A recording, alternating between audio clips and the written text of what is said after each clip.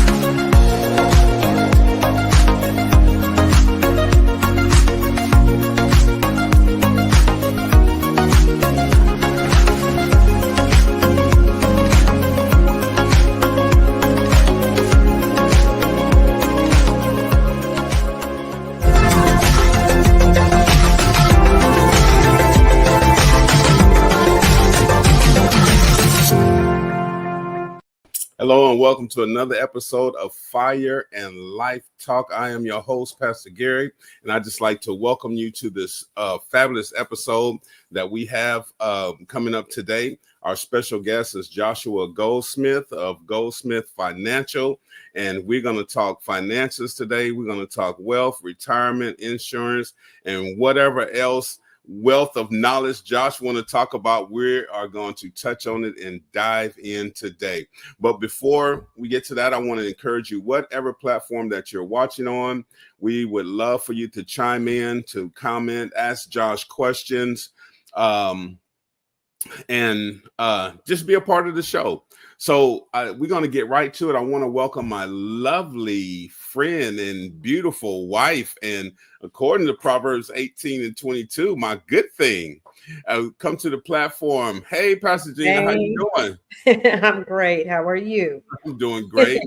I'm excited about the show today. I'm kind of rushing into things because there's some questions we want to get to and learn about our finances today and how to prepare for our future.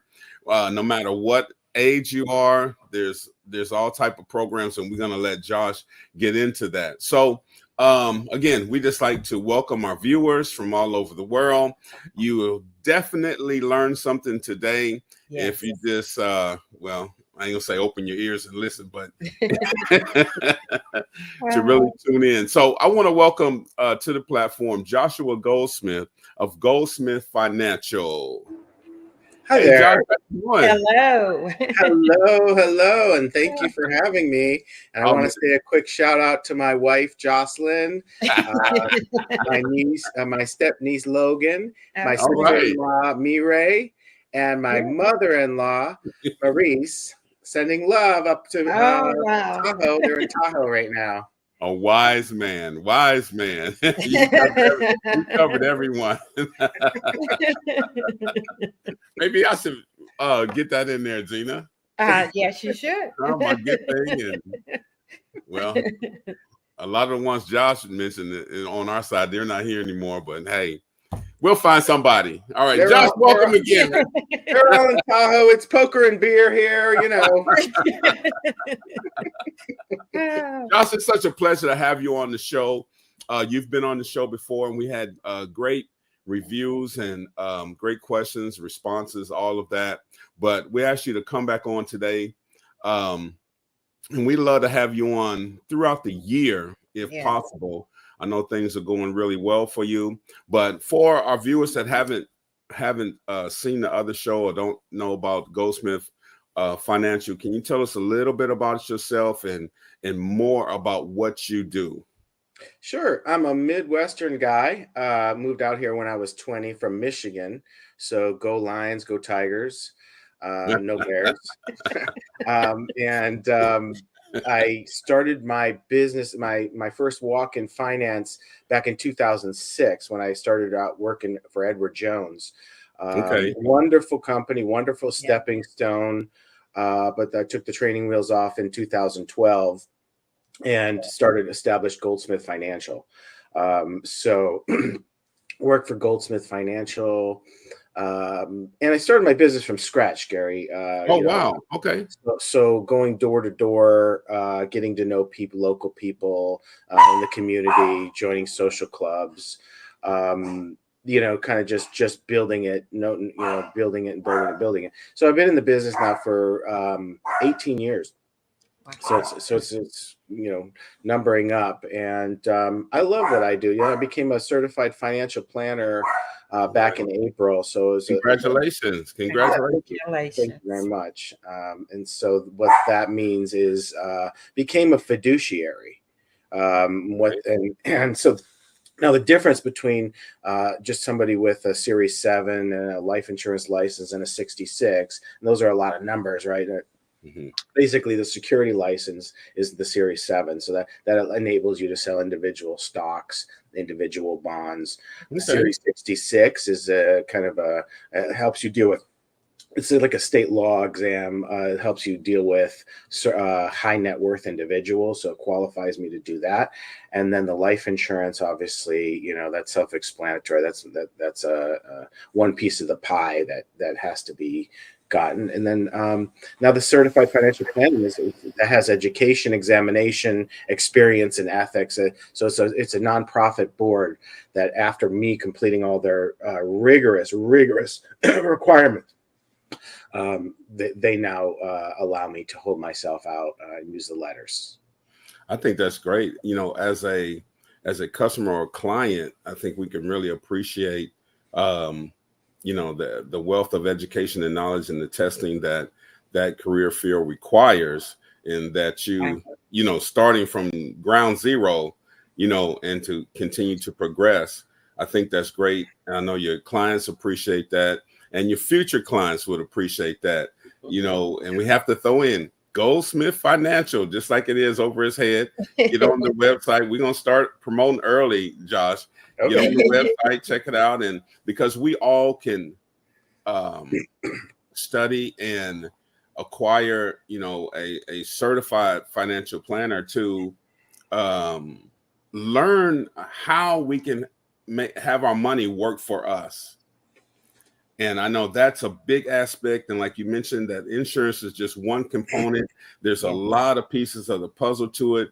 But I tell you what, Josh, tell us, how can someone get started? Someone needs to, they have a heart to get started and to help them plan for their future. Yeah, right? This is a field where somebody's got to make the decision that I'm going to make my life better at another time, right? At a future date, but they've got to take the steps now to do it. So how do they get started? They've got to start saving.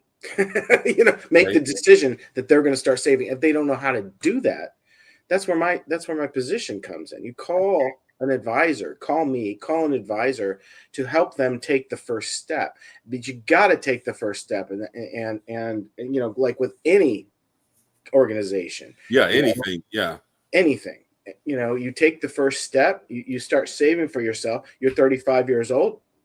You don't have anything set up because, we feel infallible when we're young, Gary. Yes. Yes. And we're never going to die. We're never going to get older. We're never going, our body's going to work just as well. But that's not the case. And if we don't take that first step to start planning, we only have so many heartbeats. We only have so much time here on planet Earth, and you want to make your life later. You want to, at least I do. Right? I want to make my life a little better later. So what we do today is we save, we plan, and we go to we work with people that we trust and like, and that's that. At the end of the day, that's the truth. So how do you get started? You start saving. You don't know how to start saving, you call somebody. Okay. Yeah. And I know there's different types of programs, so take a step by step, so to speak. Hey, Josh, I want to start, I understand if we start saving, then where do we go from there? You sitting in front of the client and you say, okay, here's some options, or what's your goals, right? Yeah. So well, yeah. As a fiduciary, right? So it is up to me to understand. So one of the things that people think out there, by the way, if they talk to someone like me, they have to have millions of dollars. Not true. There we go. Okay. I don't have a minimum to work with somebody. Someone wants to come to me and they say, I've got $5,000. I don't know what to do. What are we going to do with this? We're going to start them off on the right track. It doesn't take a lot for me to set them in motion. So I'm a motion man. Set somebody in motion in a certain direction, and it's up to them to save. It's up to them to use the resources to plow through. So I'm I can help them to do that. But one of the things that I do for a very small portion, right, percentage. So maybe we're talking 1.5% of an annualized. So on $5,000 portfolio, we're talking $50 a year. So I'm not making a whole lot of money, and that's okay because I'm setting them in motion. They're not taking a lot of my time either. It doesn't take a lot for me to help someone in that direction. Okay. So I understand where they're at. I've got to identify their needs. Okay. All right. So I'm helping them understand where they're at too, because people don't necessarily know where they're at. They need a reality check, and I don't hold back. I promise you that. Identify the need. I share what they need. I develop a plan for their future. How we're going to an actionable plan. I present the plan to them and monitor the results of that plan and help them to monitor and understand how they're doing compared to the markets overall. Yes. So what if I was going to say, okay. So what if you're young? How old should you start planning? And if it's just a little bit that you need, do you think about the future as far as having kids or? Yes.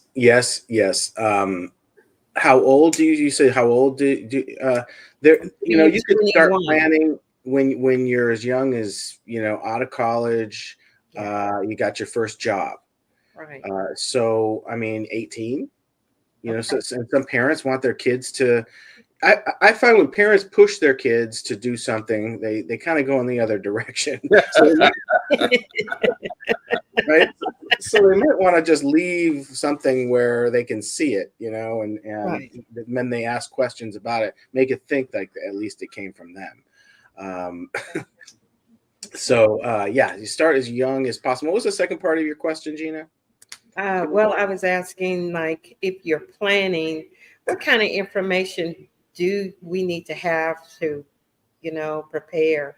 Like, am I going to, like, I decide I'm going to have children later, or what kind of information do you need to help us plan? So the whole family is part of the financial plan. So let's say the husband comes to me and says, I've got an old 401k and I'm coming to you to roll it over into an IRA, and because I don't know much about investing, and it's not a one transaction deal, right? I need to know about his family. I need to know about his 3-year-old twins. And then his 16-year-old daughter. I need to know that he doesn't have any life insurance. I need to know that his wife doesn't have any health insurance. Whatever the case is, I need to know that his cousins, may be dying of cancer. All of these things have an impact on somebody's life, and therefore has an impact on how they plan for their future. And so it has an impact on how I invest for them, because the closer we get to a goal, the more conservative the portfolios should become. Okay, that's good. So and it makes sense. I mean, the reason being, if you're 65 years old, we don't have that much more time to ruminate the investments. And so the money is much more meaningful, because if the market were to decline 20% and stay there for 5 years, it has a much higher impact on that 65-year-old than it would on my 45-year-old who has 25 years until retirement. And so that 25 years, they can just, I'll ride it out, and it's likely the market will come back. Right. It always has, right? Yeah, I love that you emphasize that, each person has to have a tailored plan. Yes. And that is so important. I love that we're going to encourage the young people to start as soon as they can. And you also mentioned, if we're up ladder in age, that it's not too late.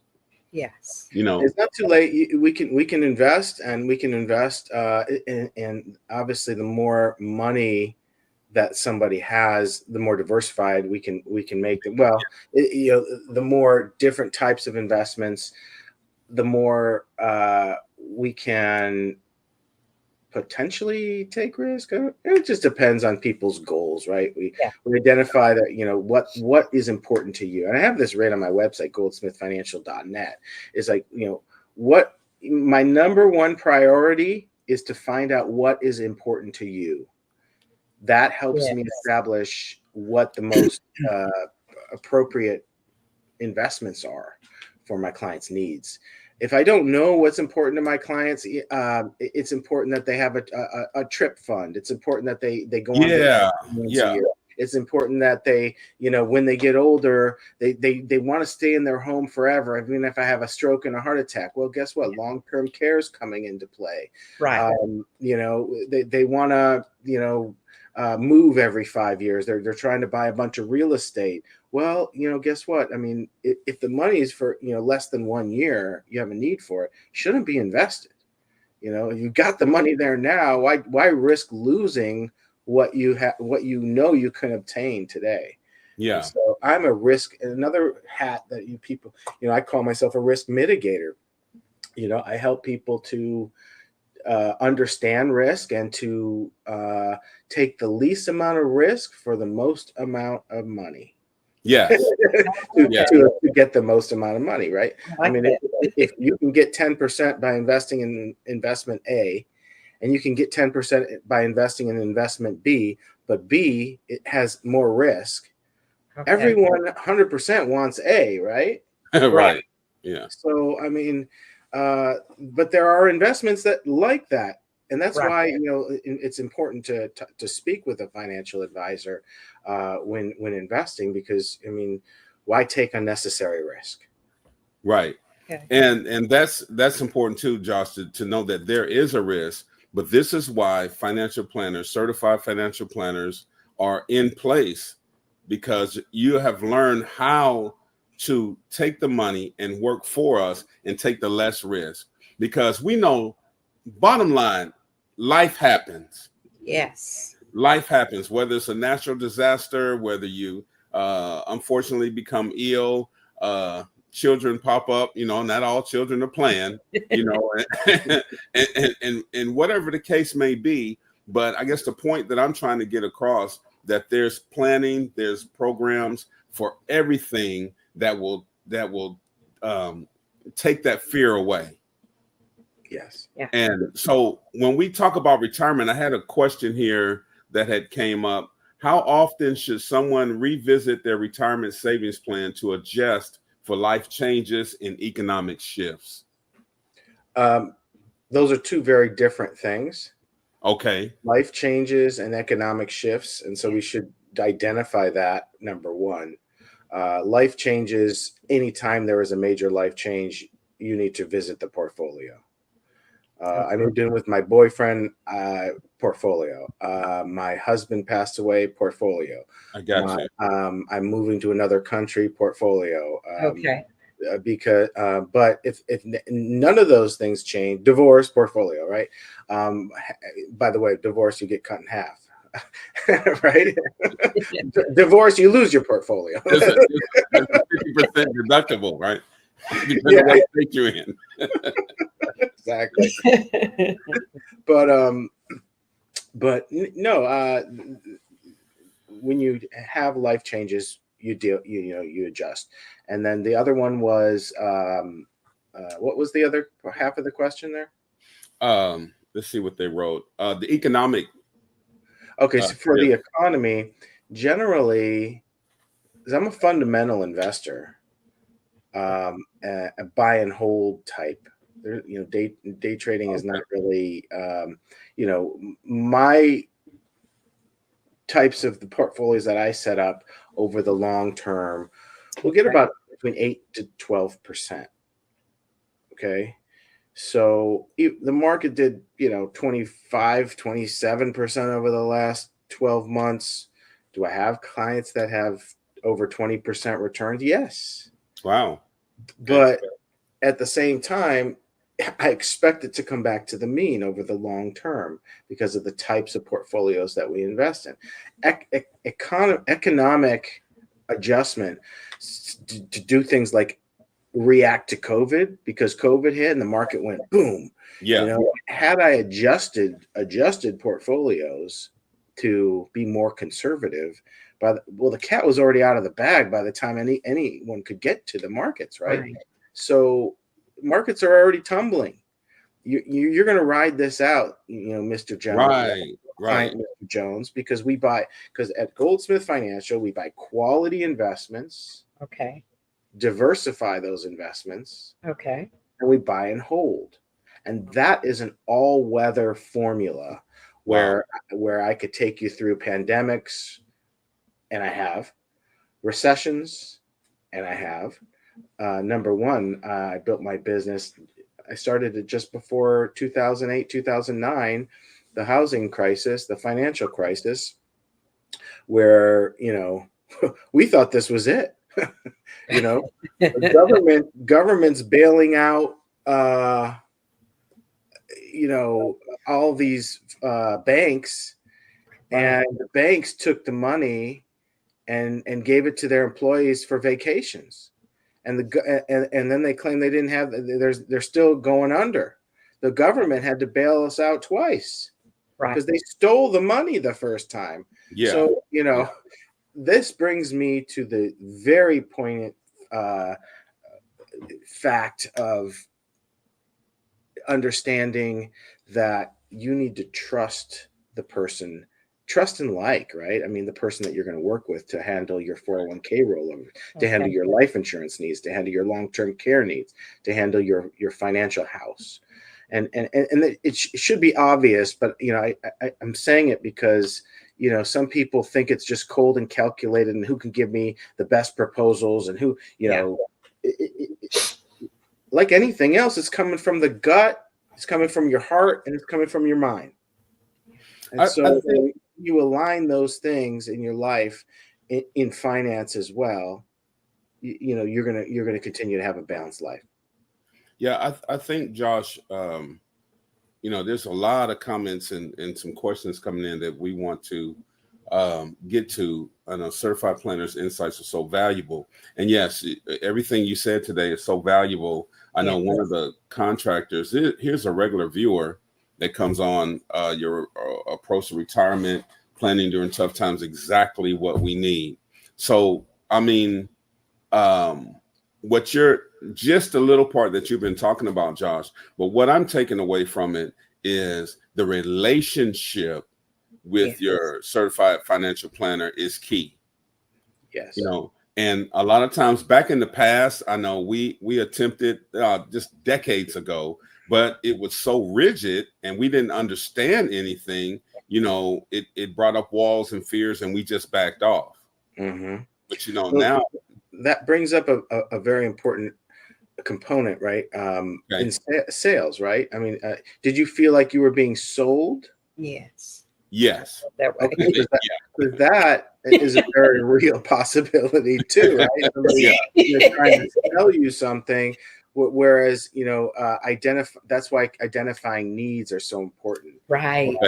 For yourself and for the advisor to establish what do you need, and an advisor will understand what you need more in finance more than you will. So you may go into an advisor saying, I've got this 401k I really need to roll over, not understanding that you're giving up certain rights by having the 401k in the company plan, certain safeguards with ERISA by having it in the 401k plan, so that a good advisor will give you those options. Say, not just take the rollover from you because it's going to make money.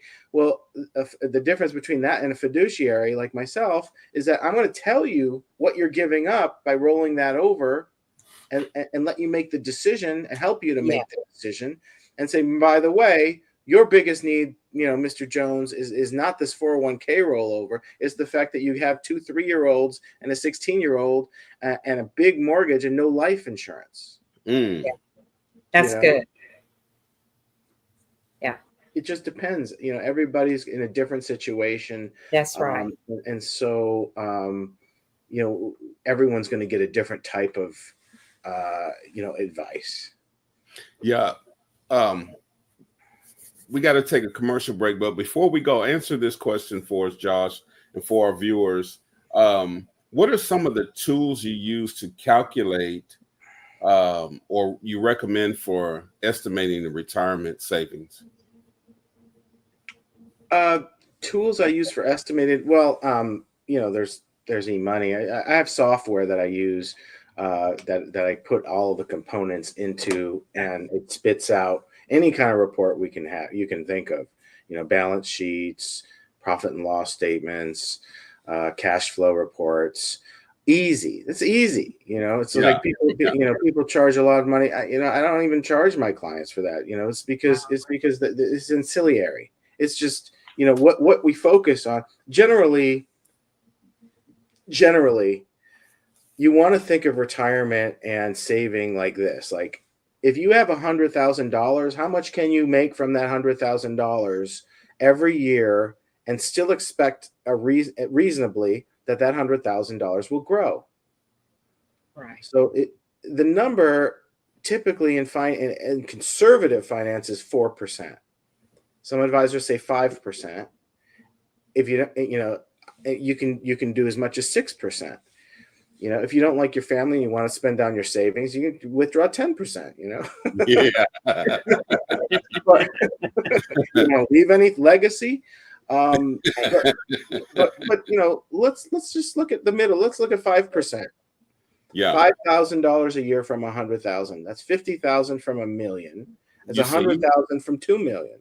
So how much do we need to retire if we want to make, a couple 100,000 in retirement? Do the math. You see, and numbers don't lie.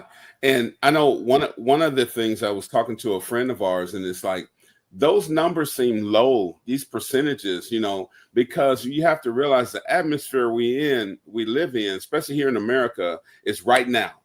We want the big returns right now. But if you're gaining 5% a quarter or year or whatever, those things add up. And then my understanding and my little experience that I have, you can take that and move it. And this is where you come in, because you're overseeing all of this. You know what the economy is doing. How to move things around, when, again, like we said, when life happens. And this is why it's so important to have a certified financial planner, correct? To build, absolutely. Yeah, absolutely. All weather portfolios where that can stand. All weather. I like that. Can stand drops, normal 10% drops in the market. I mean, these they're called corrections, right? 10% pullback from an all-time high is a correction. 20% is a bear market. That means the market's going down. The bull market means the market's going up. Right. These are all normal functions in the market, and I expect another downturn. There will be another bear market. Are you in the investment vehicles today that will last you till after the next bear market? Meaning, do you own quality? Remember, buy quality is my number one pillar. Yes. Diversify those investments, because if Elon Musk comes up with some kind of company scam and Tesla drops 35% in a day, you don't want to be decimated. Yeah. Diversify and buy and hold through those hard times, because you will be rewarded when you own good quality investments. The same type of philosophy Warren Buffett imposed. In fact, he had a big impact on me reading his book Snowball, which I highly recommend. It's a great book by Warren Buffett. I think it's like more than 1,000 pages. It's longer than the Bible, right? It's just it's so long. Okay. It may be the form of the Bible of finances. Yeah, maybe. Yeah. he is a guru for sure, but Yeah, he's a value investor. So like, yesterday's dogs are tomorrow's, winners. It's kind of deal. Yeah. Well, I'll tell you what, we're going to take a commercial. And Josh, we appreciate you being here. And just like Patrick coming in and said, thank you. But we're going to take a commercial break. Don't forget to share, to like, to subscribe. And we're coming back with much, much more from Joshua Goldsmith. Stay tuned.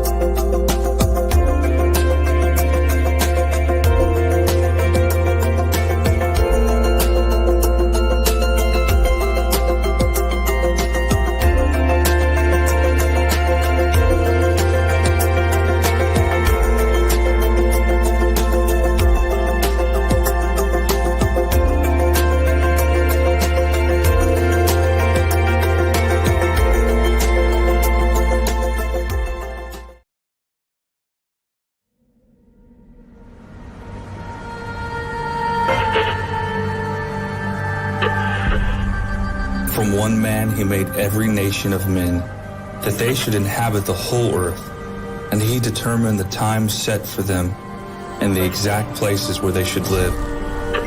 God did this so that men would seek him, and perhaps reach out for him, and find him, though he is not far from each one of us. For in him we live and move and have our being. Now go, be strong and courageous. Lead the people on their way, so they may enter and possess the land as I have shown you. Watch over them willingly, not grudgingly, not for what you will get out of it, but because you're eager to serve God. Don't lord it over the people, but lead them by your own good example. Make every effort to do what leads to peace and mutual edification. And do not become weary in doing good, for at the proper time you will reap a harvest if you do not give up. Those who are wise will shine as bright as the sky, and those who lead many to righteousness will shine like the stars forever. Remember, if God has given you leadership ability, take the responsibility seriously.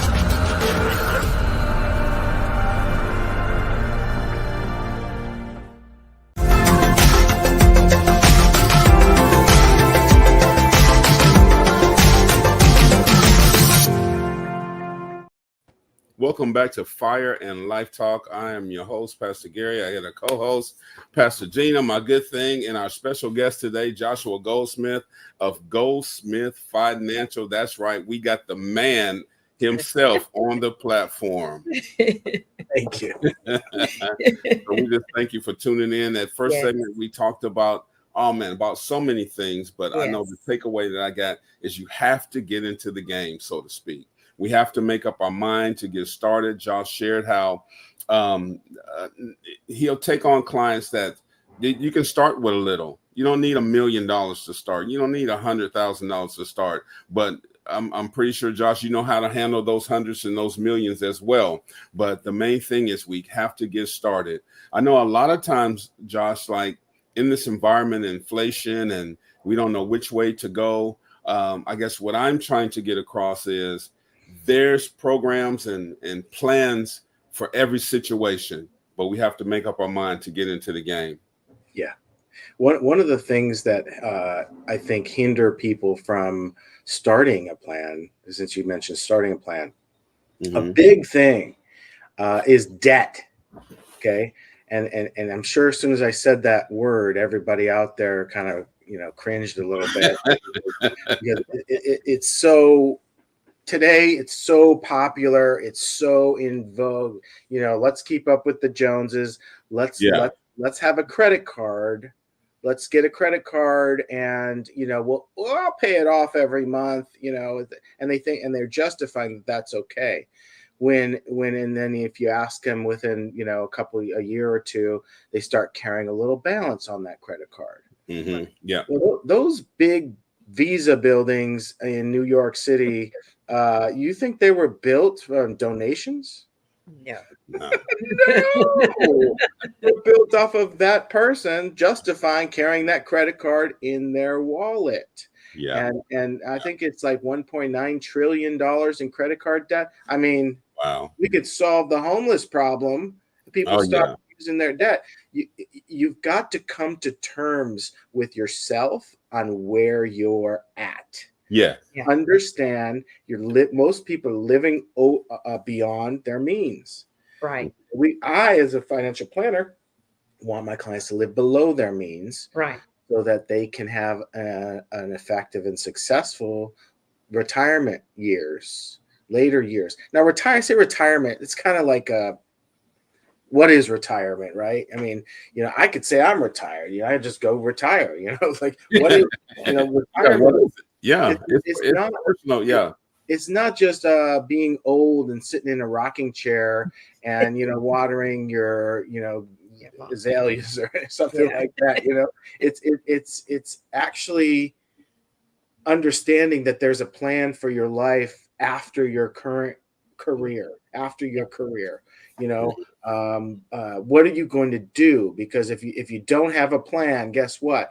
A lot of people will, they die. You got to be doing something. You got to be keeping busy. So retirement is kind of I don't really like the word that much because you kind of have a misnomer on what it means and what you're going to do in retirement. So anyway, I'm losing track where I'm at, right? I just turned 50. I'm having a senior moment. No, I'm just kidding. Well, I tell you what, even if you're having that moment, you got some backup. From Mimi L. It said, back at you. Shout out to Josh from all of us at Lake Tahoe. That's my sister-in-law. Hi, Mimi. Love you. That was great, and that was right on time. That was right on time. I think, Dina, you had a question. Yes. Are there any common myths about risks that often mislead investors? Comments? Common myths. Oh, common myths about risk that mislead investors. Yes. When I'm young, I thought that you had, we're going to invest in the stock market, individual stocks. We're going to make a lot of money. You don't have to get 30% a year to have a successful. Retirement or goals. It's not just retirement. I do, right? I help people establish goals and attain those goals. A young couple, they want to buy a house before they retire. How are they going to buy a house? So they can work with a financial professional, save the money in the right type of allocations, and sensibly, reasonably, methodically attain that goal by not taking risks that, I hope that Elon Musk doesn't make these comments today to drive the stock down 15%. Right. Yeah. By the way, I used to trade options, and one day Elon Musk did make a comment. The stock dropped 10%. What do you think that did to my call option? Oh my goodness! Decimated it by 50%. I almost sued the guy. I sent them a warning letter. I have no qualms about whoever you are out there, doing the right things. If you're a CEO of a company, you need to act accordingly. Be responsible. Be responsible, people. And so the as far as the risk goes, Gina, if you plan to make let's say we have less than a year, is 5% is what you can expect, because that's the no risk money market accounts currently paying around 5%. It's a variable money market account, but I mean, if you have $100,000 and you just need $5,000 to, from this chunk of money, guaranteed, I mean, that's pretty easy to do nowadays. So risk is, I'm a mitigator. So I take, the common myths are that you have to be lucky, and you have to pick the right stocks, and you have to, do this, that, or the other. It's not the case. You expect between 8 and 12% a year for your long-term goals. And the stock, the S&P 500, which is 500 stocks that are supposed to represent the United States economy. Right. And they're voted on by a board, in and out. So they'll remove a stock if it's underperforming, and they'll put one in that is performing. They'll replace it, and it's a weighted index. That is what people are referring to when they say the market. That has performed 10% over the last 100 years. Wow. Now, if you time it wrong, if you buy it at an all-time high, and the market, and it's just before a recession, you could put your chunk of money in and not see an increase for years. But over the long term, there have been very few 5-year rolling periods where the market has lost money in the last 50 years. Wow. So you got 3 to 5 years. You shouldn't be as concerned about where the market is, or the economy is, or the state of politics, or we've had this before. We've had wars before. We've had bad politicians before. Yes. We've had pandemics before. We've had everything. So everything that's going to happen is new, but in just different clothing. It's a different wolf in sheep's clothing. So okay. Yeah, that's good. By the way, Wolf of Wall Street, I highly recommend the movie. It's a great movie of what our industry has evolved from. Okay. You mentioned that, and I guess it's this free publicity on whatever level we're on, but I like to watch American Greed, and they just had a show about one of the financiers of Wolf of Wall Street.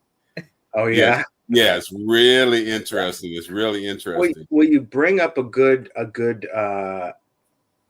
point. Is that a lot of from that show was taken from greed, right? But investor greed. If investors didn't accept the getting 12% guaranteed was a normal thing. They wouldn't have empowered some of these power brokers to take their money and steal their money, end up stealing their money. Yeah. You've got to approach the market in a reasonable, down-to-earth way with normal expectations, meaning we can expect between 8 and 12% if we take risk. If I want a guaranteed return, it's around 4%, 5%. Okay. That's it. There's nothing magical or hidden or some secret Pandora that I don't open a box and here it is, 25% a year. Yeah. There you go. You've got to approach it reasonably and just know that there are no free lunches out there. Right. And it's about building. It's about establishing and building, your wealth and what you're giving. I know there's a scripture. I always like to look them up before I mess it up. I like to look it up before I mess it up. Yeah. And Proverbs 13:22 says, a good man leaves an inheritance for his children's children. Okay. And of course, we can put that in content and look at it as money, leave our grandchildren, make sure that they're established, they're wealthy. But also what you're saying, like, okay, we may be up in age. We may not be able to establish a plan or program that will leave that much to them. But what you're giving is wealth. The information on how to pass that down, if we're up in age again and we're not able to make that happen, but just getting financial literacy is handing down wealth. Because I know in certain communities, like our community, we wasn't taught that at a young age. It's something we had to learn as young adults or whatever, and then seek out the information, and things change. It's always shocking that they don't have a how to manage your finance class in high school. In fact, I'm working, we've been talking to, remember J.C. Cooley, right? And he goes to the high schools and talks there about, different subjects. And we're talking about putting something together to go to the local high schools to do that. But as far as leaving a legacy, the legacy is important also for people to feel human, right? Yeah. And feel like they lived. I want to leave a legacy. I want to have a kid. I want to leave $100 million, or I want to leave $50,000, whatever it is. You want to feel human. It makes you feel more alive to know that you've set a plan in motion, that when you're no longer here, people may say your name again. Yes. People may think of you. Like we want to be remembered, hopefully fondly, right? Yeah. We want to be remembered fondly. And that's where estate planning comes in. And estate planning is so important because when you have worked hard your whole life and you've built these investments and you've bought property and you own, real estate, where is that all going? If you don't have a plan for it, the state has a plan. They're going to tax and so they're going to tax, you can't just give something to somebody without the state having their fingers in it, because there is a tax when you die to hand over your assets. If they're not in a joint account, if they're not in a trust account, if there's no beneficiary designated on your retirement accounts, make sure all of these things are done. Set up your estate plan. Talk to an estate planning attorney. I work with several of them. I have referrals for several of them. Okay. I do not set up estate plans, but I recognize them. That's part of the CFP certification, where I was able to study estate planning. And so that was definitely a subject, taxes, estate planning, insurance services, investments, fundamentals, all of these things. I studied books this thick and, for years to become certified for that certification. It wasn't just a Mickey Mouse certification. It's the gold standard in certifications in my industry. And I love it. I love the fact that I'm done with it. Well, we know right now in the long run that it pays off. You mentioned trust. Can you briefly tell us the different types of trust and how they work? Sure. Because that's a big buzzword in today's. Yeah, I'm not an estate planning attorney, right? So I don't set these up. I do know about them, but you've got the two major trusts, and I'll just talk about those because we don't have that much time, is a revocable trust and an irrevocable trust. So when you set up a living trust, it's actually considered a living entity. So you set up the trust, and let's say it's called Pastor Gary and Gina revocable trust. That means that the two of you agree to set something up, put your assets in the trust by just listing them, or considering a trust account at a bank. You can call it the Pastor Gary and Gina revocable trust. And so you put your investments in. Now, sometime in the future, when mortality comes and God calls you back to heaven, let's say Gary goes first because women typically live longer. I'm picking on you, Gary, but it's just the truth. And now Gina becomes the trustee. You're both trustees when you're alive, and then one passes away. Gina, you can set it up however you want, but typically this is how a husband and wife will set it up. Now Gina becomes the only trustee of the revocable trust. You could make changes to it. My son Billy was really nice, and my son, my daughter Jane, not so much. She got into drugs and alcohol. She needs a little help. Mm-hmm. So you can make adjustments according to how life pans out. Okay. And let's say they are the beneficiaries. Now, Gina, you're getting old. Now you pass away. And what happens to the trust assets? Now the trust becomes irrevocable, because both the trustees and the grantors. The grantors are the people that set up the trust. You're also the trustees in charge of the trust, and you're also the grantors. Now you both are gone. what happens to the assets? The successor trustee takes over of the irrevocable trust. They're in charge of distributing the assets according to the trust. They cannot make any changes to the trust. So if you said that the blue shirt, that your lucky blue shirt, Gary, when you're playing poker, you're leaving to your son, it's going to your son. So you can't go to your daughter now. So, and even the successor trustee cannot change that. So that's the difference in a nutshell, what the difference between a revocable and an irrevocable trust are. There are all kinds of trusts. There are charitable remainder trusts. There are trusts like generation skipping trusts where you can. If you don't like that generation, and Josh, thanks for just touching on that. Because again, when we have you on the show, we realize that we need 3 or 4 different shows to really dive into everything. But I really want to shift and let's talk insurance. Yes. Let's talk insurance. How many different types of insurance? And you can go as deep as you want to. Take the rest of the segment, if you feel led. But tell us about insurance, Josh. I'm glad I'm not worth more dead than alive, number one. Normally, if you buy too much insurance, that'll happen, though. So life insurance is one piece of the pie, right? Okay. Financial planning think of it as a circle, and life insurance is one piece of the pie. It's an important piece. If any pieces of the pie are missing, now you've got a Pac-Man, you've got a deflated balloon, you have to address every piece of the pie.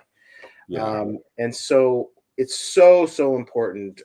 We talked about it a little bit earlier in the show, but as far as details go, there are really two main types of insurance. There's permanent insurance, and then there's term insurance. Okay. And both Josh, can I interject just for a second? Yeah. Mm-hmm. When I just want to dispel this real quick before you get in so we get a better understanding. When we talk insurance, when I say, hey, Josh, tell us about insurance, we have to understand that insurance will work for us. It's just not to paying off burial expenses. No. It will work for us. So this is what Josh is talking about when he gets into it. And here, I'm getting ready to take some notes. Well, you bring up a good point too, Gary, is like some people just have their life insurance license and they think that they're working for a proprietary company and they think that they're doing their clients justice by selling life insurance retirement plans. You can do all kinds of fancy things with insurance. But the important point is to understand that it's just one component. It's not the cumulative answer. No one investment strategy is going to be the cumulative answer. And if you're putting all your money into a life insurance policy that you promised you've been promised the world, you've got to take a step back and understand that it may not be the right plan for you. Talk to a holistic advisor, someone like myself, where it's going to look at the whole picture. Yeah. So, for permanent insurance, that is a type of policy. Is life insurance, right? We're talking life insurance, right? That is going to be there when you pass away, as long as you pay the premiums. Okay, it's not going to expire. It's not going to go away. Typically, it's permanent policy that is designed to be there when you die. A very low percentage, by the way, of people pay their premiums all the way until they die. They typically as we get older, we get sick of paying things. And you get cranky old men, cranky old women looking at these policies, not seeing any benefit for them. And they just stop making payments and then the policy goes away. Well, you threw away those premiums for your whole life. It's important to follow through with long-term planning, and a financial advisor can actually help you do that, because when you want to get out of something, you call your advisor and say, why am I still paying on this? And then I explain it to them again. Your grandkids, we're going to inherit this money. Oh yeah. Okay. It's part of the estate. Typically, permanent insurance is part of an estate plan. Permanent insurance is part of an estate plan that you can pass on because it's a tax-free benefit to your beneficiaries. Federal and state tax-free. Both permanent and term insurance are tax-free when they pay out a death benefit. Term insurance is just what it says. It's a term that you set. Let's say you buy 25-year term for $1 million. You can, it's designed to go away. So if you have a high risk of, let's say, income replacement, you need to replace your income for the next 25 years while you pay off your mortgage. Well, buy 25 years of term insurance. That way, if you pass away during that time, your family has money to pay off they're not going to be homeless. Right? Yeah. So, both types of insurance are important. Both have their place, but you have to recognize which one is most important for your unique situation. And a good agent, I'm a life insurance agent as well, right? So a good life insurance agent can identify that. And if a financial planner doesn't have his insurance license, you've got to question why, because it's such an important piece of that component pie. of it. Yes. Mm-hmm. Yes. Yeah, I didn't learn that till later in life, how actually life insurance can work for you, as an investment. We always thought about, well, we want to make sure we got enough to bury Uncle Bob, and make sure, he wanted to his rings to be buried with him, but that's not going to work for us. We're going to keep the rings, Uncle Bob, because the policy that you got, Uncle Bob, is not enough. So we're going to melt it down and make a big class for him. Make it work. Right now, that's a pine box, but they record the state requires more. So it's very important, not only as individuals, but coming together as a family and as a community. And when you look at a lot of the ultra rich families, that has gone for centuries, these are some of the plans and programs that they have used, like you were talking about the trust, handing it down. This is how they maintain the wealth and keep it in the family for generations to come. Yeah, absolutely. And good estate planning hands inherited wealth down efficiently. It takes advantage of all the step ups that the IRS allows on property. So like when you own a property as a parent and you're giving it to your kids, a lot of parents think that they're so smart and they put their kids on the deed, and that's not smart because they're handing over the cost basis of that property. Yeah. So if they bought that property for $50,000 and it's worth $1 million today, and then they put their kids on, well, guess what? When they pass away, the kid is still, got the $50,000 cost basis. If they leave it in their name or their trust name, and then they pass away and they leave their kid as the inherit, to inherit the house, then they get a stepped up cost basis. So, always consult a tax professional when talking taxes. I do have to say I don't give professional tax advice. I just know about the guidelines. So, so when that person passes away and they leave that as their kids that through a trust, now the child can sell the house immediately. Let's say they sold the house for $1 million, and they're not going to have to pay taxes on it at all, because the new cost basis is on the date of death from the decedent. Yeah. So that's just I hope I helped today. Financial planning in a nutshell here. We've had so many people commenting saying great information, good information, and really appreciate it. Never thought about it that way. That's why we like having these type of shows, because it's so important. It's so important. A couple things I want to get in with you and Dr. Cooley, because Gina and I, part of our vision is to, in our schools, to start teaching the children about life, the things that they have to deal with when they get older, when they become adults. There's not a lot of education institutions teaching about life, and we're finding that a lot of students come out of high school and don't have a clue what a budget is, don't have a clue what taxes are, and how come this person is taking this money out of my check. Or how to mail a letter. Yeah. How to mail a letter. They don't know how to mail a letter. Yes. Yeah.